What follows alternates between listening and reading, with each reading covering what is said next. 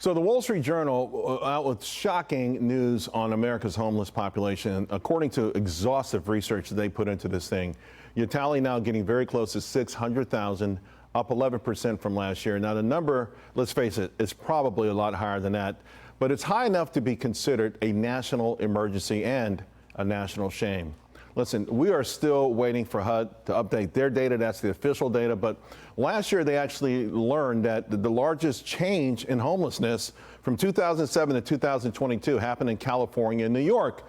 And by the way, that's not just because those are large states with large populations. In fact, they're both losing residents, while Florida and Texas, they're the fastest growing states in the country. And guess what?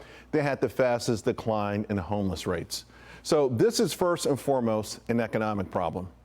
In June, UC San Francisco actually pushed out their own research and showed that 90% of the homeless once had a home.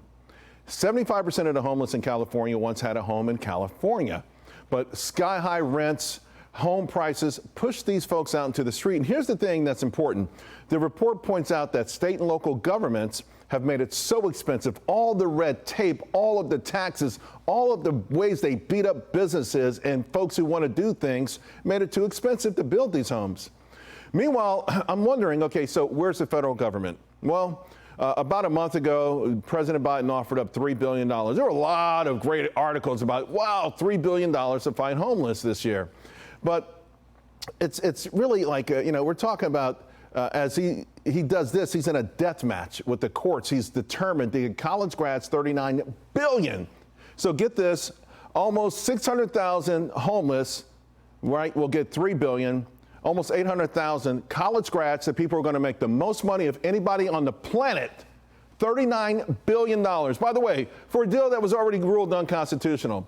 So a week ago, his own party implored him, please help. I'm going to read you a letter sent to President Biden as he pushed out that emergency budget. 14 Democrats, led by Senator Jack Reed, pleading with the administration to include critically needed homeless assistance to fund part of the supplemental thing, right? So $5 billion for emergency housing vouchers. They wanted $600 million for emergency solution grants. They were asking for $1 billion in housing trust fund.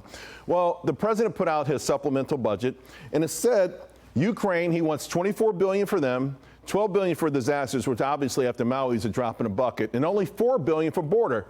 American homeless, guess how much he put for them?